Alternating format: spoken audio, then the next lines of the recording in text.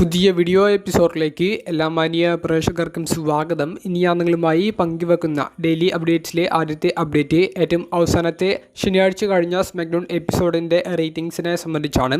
1.3 million വ്യൂവർഷിപ്പാണ് സ്മാക്ഡൗണിൻ്റെ viewers എന്നാണ് നമുക്കിപ്പോൾ ratings update ആയിട്ട് അറിയാൻ സാധിച്ചിട്ടുള്ളത്. ഇതിന് മുൻപത്തെ സ്മാക്ഡൗൺ എപ്പിസോഡിനും 1.3 മില്യൺ വ്യൂവർഷിപ്പ് ആയിരുന്നു എന്ന് നമുക്ക് അറിയാൻ സാധിക്കുന്നുണ്ട്. അപ്പോൾ റേറ്റിംഗ്സ് ഒരേ രീതിയിൽ തന്നെയാണ് കഴിഞ്ഞ രണ്ടാഴ്ചയായിട്ട് ഇപ്പോൾ പോയിക്കൊണ്ടിരിക്കുന്നത്. അതുകൊണ്ട് തന്നെ റേറ്റിംഗ്സ് കൂടിയെന്നോ കുറഞ്ഞോ എന്നോ നമുക്ക് പറയാൻ സാധിക്കില്ല. പക്ഷേ ജോൺ സിന, കോഡി റോഡ്സ് തുടങ്ങിയ സൂപ്പർ താരങ്ങളെ ഉൾപ്പെടുത്തിയിട്ടുള്ള ഏറ്റവും അവസാനത്തെ ശനിയാഴ്ച നടന്ന സ്മാക്ഡൗൺ എപ്പിസോഡിൽ റേറ്റിംഗ്സ് ഉയർന്നില്ല എന്നുള്ള ഒരു നെഗറ്റീവായിട്ടുള്ള ഒരു ഫീഡ്ബാക്കും പുറത്തേക്ക് വരുന്നുണ്ട്. കാരണം സ്മാക്ഡൗണിൻ്റെ റേറ്റിംഗ്സ് ഇപ്പോൾ 2 മില്യണൊക്കെ ഫോക്സ് നെറ്റ്വർക്കിൽ എയർ ചെയ്യുന്ന സമയത്ത് ലഭിച്ചിരുന്നു. ആ ഒരു രീതിയിലേക്ക് USA നെറ്റ്വർക്കിലേക്ക് സ്മാക്ഡൗൺ എപ്പിസോഡ് എയർ ചെയ്യാൻ ആരംഭിച്ചപ്പോൾ അവർക്ക് കിട്ടുന്നില്ല. അപ്പോൾ അത് വലിയ ഒരു നെഗറ്റീവായിട്ടുള്ള അഭിപ്രായമാണ് സോഷ്യൽ മീഡിയയിൽ ഉടനീളം സ്മാക്ഡൗൺ എപ്പിസോഡിനെ സംബന്ധിച്ച് സമ്മാനിക്കുന്നത്. കാരണം സ്മാക്ഡൗൺ കൃത്യമായി സ്റ്റോറി ഫോക്കസ് ചെയ്യുന്നില്ല. 3 മണിക്കൂർ ഷോ ആളുകളെ അങ്ങനെ ഒട്ടും ഇൻട്രസ്റ്റിംഗ് ആക്കുന്നില്ല എന്നുള്ള ഒരു അഭിപ്രായങ്ങളാണ് പുറത്തേക്ക് വരുന്നത്. അപ്പോൾ എന്തായാലും 1.3 മില്യൺ വ്യൂവേഴ്സ് അത് കുറഞ്ഞില്ല എന്നുള്ളത് കമ്പാരിസണിൽ പറയാൻ സാധിക്കുമെങ്കിലും സൂപ്പർ താരങ്ങളെ ഉൾപ്പെടുത്തിയിട്ട് അത് വർദ്ധിപ്പിക്കാൻ സാധിച്ചില്ല എന്നുള്ളതും ഒരു നെഗറ്റീവായിട്ടുള്ള ഒരു അഭിപ്രായം തന്നെയാണ്.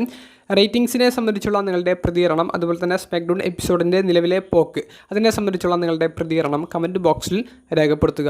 രണ്ടാമത്തെ അപ്ഡേറ്റ് AEWയെ സംബന്ധിച്ചാണ്. ഇന്ന് നടന്ന dynamite weekly episode fighter fest എന്ന ഒരു സ്പെഷ്യൽ വീക്ക്ലി എപ്പിസോഡായിരുന്നു.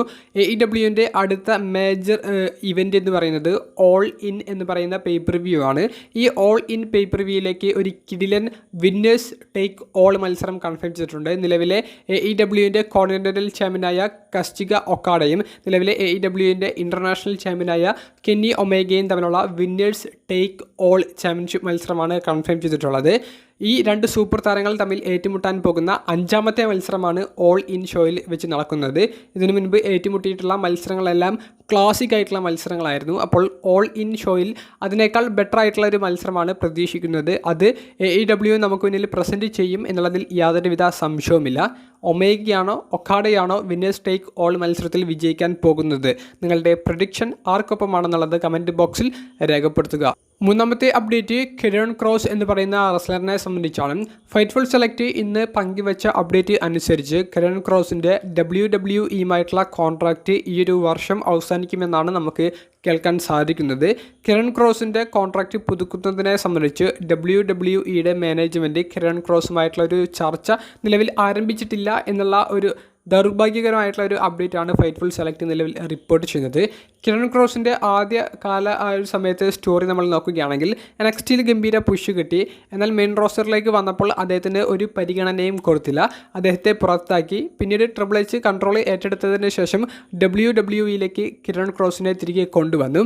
അദ്ദേഹത്തിന് വലിയ രീതിയിലുള്ള ഒരു ആരാധക പിന്തുണ ആ ഒരു സമയത്ത് ലഭിച്ചിരുന്നില്ല എന്നുണ്ടെങ്കിലും ഇപ്പോൾ സോഷ്യൽ മീഡിയയിൽ ഉടനീളം കെരോൺ ക്രോസിന് വമ്പൻ പിന്തുണ ലഭിക്കുന്നുണ്ട്.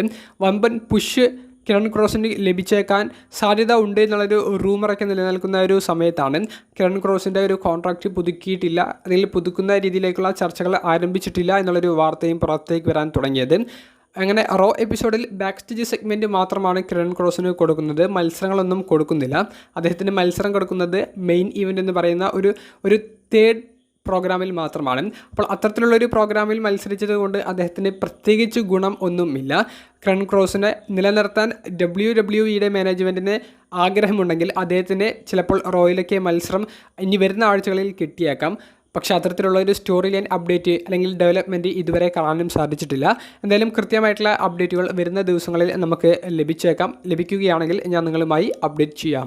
4ാമത്തെ അപ്ഡേറ്റ് സോയി സ്റ്റാർക്ക് എന്ന് പറയുന്ന റോ ബ്രാൻഡിലെ സൂപ്പർ സ്റ്റാറിനെ സംബന്ധിച്ചാണ്. സോയി സ്റ്റാർക്ക് നിലവിൽ ഇഞ്ചുറി മൂലം മാറി നിൽക്കുകയാണ്. കുറച്ച് ആഴ്ചകൾക്ക് മുൻപ് നടന്ന MITB ക്വാളിഫയർ മത്സരത്തിൽ ട്രിപ്പിൾ ത്രെറ്റ് മത്സരത്തിൽ പങ്കെടുത്ത സോയി സ്റ്റാർക്കിനെ മത്സരത്തിൻ്റെ ഇടയിലെ ഒരു ഇഞ്ചുറി നേരിടുകയും അത് താരത്തെ മത്സരത്തിൽ നിന്ന് തന്നെ മാറ്റുന്ന രീതിയിലേക്കുള്ള അപ്ഡേറ്റുകളിലേക്കും കടന്നിരുന്നു. അതിൻ്റെ അന്നത്തെ അപ്ഡേറ്റ്സൊക്കെ നമ്മൾ ആ ഒരു റിവ്യൂ വീഡിയോയിൽ തന്നെ പങ്കുവെച്ചതാണ്. സോയി സ്റ്റാർക്കിൻ്റെ ഇഞ്ചുറിയെ സംബന്ധിച്ച് നമുക്ക് ലേറ്റസ്റ്റായി ലഭിക്കുന്ന ഒരു അപ്ഡേറ്റ് ഫൈറ്റ്ഫുൾ സെലക്ട് റിപ്പോർട്ട് ചെയ്യുന്നത് അനുസരിച്ചാണെങ്കിൽ സോയി സ്റ്റാർക്ക് അടുത്ത വർഷത്തെ റെസൽമേനിയ വരെ തിരികെ വരാൻ യാതൊരുവിധ സാധ്യതയും ഇല്ല എന്നാണ് നമുക്ക് കേൾക്കാൻ സാധിക്കുന്നത്. അത്രയും കുറച്ച് സീരിയസ് ആയിട്ടുള്ള ഒരു ഇഞ്ചുറിയാണ് ജോയ് സ്റ്റാർക്കിനെ നേരിട്ടിട്ടുള്ളത് എന്ന് നമുക്ക് അറിയാൻ സാധിക്കുന്നുണ്ട്. താരം ഇപ്പോൾ സർജറിക്ക് വിധേയമായി എന്നും സർജറി സക്സസ്ഫുൾ ആയി എന്നും നമുക്ക് അറിയാൻ സാധിക്കുന്നുണ്ട്. അപ്പോൾ റിക്കവറി പീരീഡ് എന്ന് പറയുന്നത് അത് വലുതാണ്. ഈ താരത്തിന് മുൻപേ ഇഞ്ചുറീസൊക്കെ പറ്റിയിട്ടുണ്ട്. അതുകൊണ്ട് തന്നെ ഇപ്പോൾ സംഭവിച്ച ഇഞ്ചുറി അത് കുറച്ചും കൂടി ഒരു ശ്രദ്ധ കൊടുക്കേണ്ട ഒരു റിക്കവറി കൊടുക്കേണ്ട ഒരു സമയമാണ്. അതുകൊണ്ട് തന്നെ താരം ഒരു നീണ്ട മാസങ്ങൾക്ക് ശേഷം മേ ബി ഒരു വർഷത്തിലധികം മാറി നിൽക്കേണ്ടി വരും എന്നുള്ളൊരു വാർത്തയാണ് പുറത്തേക്ക് വരുന്നത്. തിരികെ വരുമ്പോൾ താരത്തിന് എങ്ങനെയാണ് പരിഗണന കൊടുക്കാൻ പോകുന്നത് എന്നൊക്കെ തിരിച്ചു വന്നാൽ മാത്രമേ പറയാൻ സാധിക്കുകയുള്ളൂ. അഞ്ചാമത്തെ അപ്ഡേറ്റ് AJ സ്റ്റൈൽസിനെ സംബന്ധിച്ചാണ്. AJ സ്റ്റൈൽസിനെ സംബന്ധിച്ച് പലർക്കും ഒരു സംശയം ഇപ്പോൾ ഉണ്ട്. ഏറ്റവും അവസാനമായി കഴിഞ്ഞ റോ എപ്പിസോഡിൻ്റെ മെയിൻ ഇവൻറ്റിൽ എൽ ഗ്രാൻഡെ അമേരിക്കാനോ എന്ന് പറയുന്ന AJ സ്റ്റൈൽസിനെ പിൻ ചെയ്തിട്ട് വിജയിച്ചപ്പോൾ AJ സ്റ്റൈൽസിൻ്റെ WWEയുമായിട്ടുള്ള ആ ഒരു ഡീല് അവസാനിപ്പിച്ച് AJ സ്റ്റൈൽസ് റിട്ടയർമെൻറ്റ് പ്രഖ്യാപിക്കാൻ പോകുകയാണോ, റെസ്ലിംഗ് നിർത്താൻ പോകുകയാണോ, WWEയിൽ നിന്ന് പുറത്തേക്ക് വരികയാണോ എന്നുള്ളൊരു സംശയങ്ങളാണ് പലരുടെയും മനസ്സിൽ ഉണ്ടായത്. AJ സ്റ്റൈൽസിനെ മോശമാക്കി കാണിക്കുന്നു എന്നുള്ളൊരു അഭിപ്രായം ആരാധകർക്കിടയിലുണ്ടായിരുന്നു. AJ സ്റ്റൈൽസിനെ സംബന്ധിച്ച് ലേറ്റസ്റ്റായി PW ഇൻസൈഡർ എന്ന വെബ്സൈറ്റ് റിപ്പോർട്ട് ചെയ്യുന്നത് AJ സ്റ്റൈൽസിനെ ഇനി റെഗുലറായി തന്നെ റോ എപ്പിസോഡുകളിൽ അവർ കൊണ്ടുവരും, മത്സരിപ്പിക്കും എന്നാണ് നമുക്ക് അറിയാൻ സാധിക്കുന്നത്. ഈ ഒരു പരാജയം അത് AJ സ്റ്റൈൽസ് പുറത്തേക്ക് പോകുന്നതിൻ്റെ ഒരു സൂചന നൽകുന്നതല്ല, മറിച്ച് AJ സ്റ്റൈൽസിന് ഇനിയും നല്ല സ്റ്റോറി റോ എപ്പിസോഡുകളിൽ ലഭിക്കും. മേജർ ഇവൻറ്റ്സിൽ AJ സ്റ്റൈൽസിന് മത്സരം ഉണ്ടായിരിക്കും എന്നുള്ളതിനെ സംബന്ധിച്ച് PW ഇൻസൈഡർ അങ്ങനെ പോസിറ്റീവായിട്ട് യാതൊരുവിധ അപ്ഡേറ്റും പങ്കുവെക്കുന്നില്ല. പക്ഷേ വീക്ക്ലി എപ്പിസോഡുകളിൽ സെഗ്മെൻ്റായിട്ടും മത്സരങ്ങളായിട്ടും AJ സ്റ്റൈൽസിനെ നമുക്ക് കാണാൻ സാധിക്കും. AJ സ്റ്റൈൽസിൻ്റെ റിട്ടയർമെൻറ്റ് അദ്ദേഹത്തിൻ്റെ 50-ാം വയസ്സിന് മുൻപ് AJ സ്റ്റൈൽസ് പ്രഖ്യാപിക്കും എന്നുള്ളത് ഇൻ്റർവ്യൂവിൽ AJ തന്നെ ഉറപ്പ് പറഞ്ഞിട്ടുണ്ട്. കാരണം AJ സ്റ്റൈൽസിന് 50 വയസ്സിന് ശേഷം മത്സരിക്കാൻ യാതൊരുവിധ താല്പര്യവുമില്ല. അദ്ദേഹത്തിന് 48 വയസ്സ് ഇപ്പോൾ പൂർത്തിയായിട്ടുമുണ്ട്. അപ്പോൾ 2 വർഷം മാത്രമേ മാക്സിമം AJ സ്റ്റൈൽസിനെ നമുക്കിനി കാണാൻ സാധിക്കുകയുള്ളൂ. റിട്ടയർമെൻറ്റ് പ്രഖ്യാപിക്കുന്നതിന് മുൻപ് TNA റെസ്ലിംഗിലേക്ക് പോയി അവിടെ ഒരു മത്സരം കളിക്കാനും AJ സ്റ്റൈൽസ് ആഗ്രഹിക്കുന്നുണ്ട്. നിലവിലെ TNA റെസ്ലിംഗുമായിട്ടുള്ള WWEയുടെ വർക്കിംഗ് റിലേഷൻഷിപ്പ് അത്തരത്തിലുള്ള ഒരു ഡ്രീം റണ്ണ് ചിലപ്പോൾ AJ സ്റ്റൈൽസിന് കൊടുത്തേക്കാം. ആ ഒരു അപ്ഡേറ്റിനാണ് ഇനി ആരാധകർ കാത്തിരിക്കുന്നത്. AJ എന്തായാലും WWEയുമായിട്ടുള്ള ഒരു കോൺട്രാക്റ്റ് നിലവിൽ അവസാനിപ്പിക്കുന്നില്ല എന്നും അറിയാൻ സാധിക്കുന്നു. ആറാമത്തെ അപ്ഡേറ്റ് സൂപ്പർ താരമായ ദ റോക്കും WWEയുടെ മാനേജ്മെൻറ്റും തമ്മിൽ ഉണ്ടായ ചെറിയ ഒരു സൗന്ദര്യ പിണക്കത്തെ സംബന്ധിച്ചാണ്. ഈ ഒരു സംഭവം നടക്കുന്നത് റസൽമീനിയ 40 മുൻപാണ്. റസൽമീനിയ 40 ദ റോക്കിൻ്റെ മത്സരം ഉണ്ടായിരിക്കുന്നത് ഉറപ്പായത് കൊണ്ട് തന്നെ ദ റോക്കിന് ട്രെയിനിങ് ചെയ്യേണ്ട ഒരു ഘടകമുണ്ട്.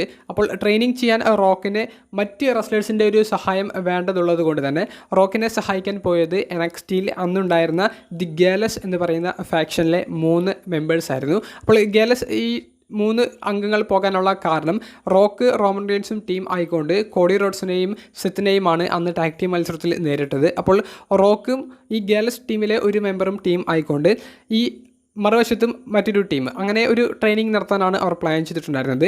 അതിന് പ്രകാരം ദി ഗാലസ് എന്ന് പറയുന്ന ടീം ആദ്യം ഈ ട്രെയിനിങ് നടക്കേണ്ട ആ ഒരു സ്ഥലത്തേക്ക് വരുന്നു. അവിടേക്ക് റോക്ക് വരുമെന്നാണ് അവർ പ്രതീക്ഷിച്ചത്. പക്ഷേ റോക്ക് വരാൻ ഒരു ദിവസം വൈകി. അപ്പോൾ അതിനെ സംബന്ധിച്ചുള്ള ഒരു ബാക്ക് സ്റ്റോറി ആയിട്ട് ഇക്കഴിഞ്ഞ ദിവസം ദി ഗാലസ് ഈ ടീമിലെ അംഗമായ വോൾഫ് ഗാങ് പറയുന്നത് ഇങ്ങനെയാണ്: റോക്ക് വരാൻ നേരം വൈകിയതിനെ സംബന്ധിച്ച് ഞങ്ങൾക്കൊരു കഥ കേൾക്കാൻ സാധിച്ചു. ആ ഒരു കഥ ഇങ്ങനെയായിരുന്നു: റോക്ക് അദ്ദേഹത്തിൻ്റെ പ്രൈവറ്റ് ജെറ്റിൽ ഈ ഒരു ട്രെയിനിങ് നടത്തേണ്ട സ്ഥലത്തേക്ക് എത്തുമെന്ന് WWEയുടെ മാനേജ്മെൻറ്റ് വിചാരിച്ചു. എന്നാൽ WWE മാനേജ്മെൻറ്റ് ഒരു പ്രൈവറ്റ് പ്ലെയിൻ അയച്ചുകൊണ്ട് റോക്കിനെ അങ്ങോട്ടേക്ക് കൊണ്ടുവരും എന്നുള്ളത്, തന്നെ സ്വീകരിക്കാൻ ഒരു പ്ലെയിൻ വരും എന്നുള്ള ഒരു വിചാരത്തിൽ റോക്കും ഇരുന്നു. അപ്പോൾ അവർക്കിടയിലെ ഒരു മിസ്കമ്മ്യൂണിക്കേഷൻ, അവർക്കിടയിലെ ഒരു സൗന്ദര്യപ്പിണക്കം, അതായിരുന്നു യഥാർത്ഥത്തിൽ അന്ന് സംഭവിച്ചത്. 2 ദിവസങ്ങൾ എടുത്ു അത് മാറാൻ വേണ്ടിയിട്ട്. അപ്പോൾ ഞങ്ങൾ പ്ലാൻ ചെയ്തത് 3 ദിവസത്തെ ഒരു ട്രെയിനിങ് ആയിരുന്നു. പക്ഷേ അത് 2 ദിവസം കൂടിപ്പോയി. അപ്പോൾ ചെറിയൊരു പ്രശ്നം അന്ന് റസൽമീനിയ 40 അനുബന്ധിച്ച് റോക്കിനും WWE മാനേജ്മെൻറ്റിനും ഇടയിൽ ഉണ്ടായിരുന്നു. എന്നാൽ അത് വലിയ പ്രശ്നങ്ങളിലേക്ക് പോയില്ല. റോക്കും മാനേജ്മെൻറ്റും പരസ്പരം അതിൻ്റെ പ്രശ്നങ്ങൾ പറഞ്ഞു തീർത്തു. ഞങ്ങൾ ട്രെയിനിങ് ചെയ്തു, റസൽമീനിയ 40 സക്സസ്ഫുള്ളായിട്ട് അവർക്ക് അവസാനിപ്പിക്കാൻ സാധിച്ചു എന്നുള്ളതും അവർ പറയുന്നുണ്ട്. അപ്പോൾ റോക്കിനും WWEനും ഇടയിലുണ്ടായ റസൽമീനിയ 40 സമയത്തുള്ള ചെറിയൊരു പ്രശ്നത്തെ സംബന്ധിച്ചാണ് ഇൻ്റർവ്യൂവിൽ വോൾഫ് ഗാങ് പങ്കുവച്ചത്. ഏറ്റവും അവസാനമായി പങ്കുവെക്കാനുള്ളത് money in the bank ladder മത്സരങ്ങളിലെ വിജയിയെ സംബന്ധിച്ചുള്ള ഒരു റിസൾട്ടുകളാണ്. നമുക്കിപ്പോൾ ബെറ്റിംഗ് സൈറ്റുകളിൽ നിന്ന് കിട്ടുന്ന ഒരു അപ്ഡേറ്റ് ആണ് പങ്കുവെക്കാനുള്ളത്. വുമൻസിൻ്റെ ലാഡർ മത്സരത്തിൽ പങ്കെടുക്കുന്ന wrestlers Naomi, Rhea Ripley, Roxanne Perez, Stephanie Vaquer, Julia, Alexa Bliss തുടങ്ങിയ 6 റെസ്ലേഴ്സാണ്. 3 പേര് സ്മാക്ഡൗണിൽ നിന്നും 3 പേര് റോയിൽ നിന്നും. ബെറ്റിംഗ് സൈറ്റുകളിൽ നിന്ന് കിട്ടുന്ന അപ്ഡേറ്റ് അനുസരിച്ച് നയോമിയാണ് ഫേവറേറ്റ് ആയിട്ട് നിൽക്കുന്നത്. നയോമിക്കാണ് എല്ലാ വെബ്സൈറ്റുകളും ഇപ്പോൾ ഒരുമിച്ച് ഒരു വിജയ സാധ്യത കൊടുക്കുന്നത്. ഞാൻ എൻ്റെ പ്രൊഡിക്ഷൻ വീഡിയോയിലും നയോമിയുടെ പേര് തന്നെയായിരുന്നു പറഞ്ഞിട്ടുണ്ടായിരുന്നത്. കാരണം ഇപ്പോഴത്തെ ഒരു ക്യാരക്ടർ അനുസരിച്ച് നയോമിയാണ് ഒരു മണി ഇൻ ദ ബാങ്ക് വിജയിക്കാൻ സാധ്യത. ബാക്കിയുള്ള റെസ്ലേഴ്സിൻ്റെ ഒരു ക്യാരക്ടറും money in the bank brief കേസും തമ്മിൽ നിലവിൽ മാച്ച് ആകുന്നില്ല. അതുകൊണ്ടാണ് നയോമിയുടെ പേര് പറഞ്ഞത്.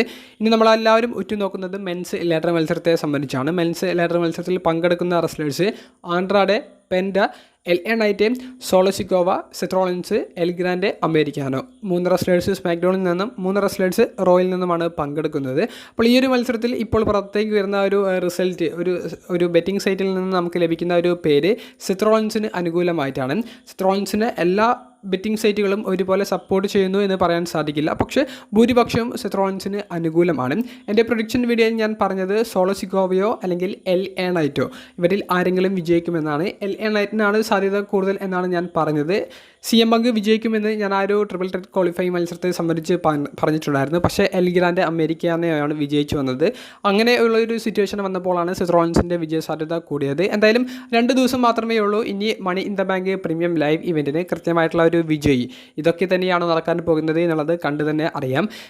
ബെറ്റിംഗ് സൈറ്റുകളിൽ വരാറുള്ള റിസൾട്ടുകൾ 80% ശരിയാകാറുണ്ട്, 20% തെറ്റിപ്പോകാറുമുണ്ട്. അപ്പോൾ 80 20 ഇപ്രാവശ്യം നടക്കാൻ പോകുന്നത് എന്നുള്ളത് കണ്ടു തന്നെ അറിയാം. വീഡിയോ സംബന്ധിച്ചുള്ള നിങ്ങളുടെ പ്രതികരണങ്ങൾ കമൻറ്റ് ബോക്സിൽ രേഖപ്പെടുത്തുക. അപ്പോൾ അടുത്തൊരു വീഡിയോയുമായി കാണുന്നത് വരെ ബൈ.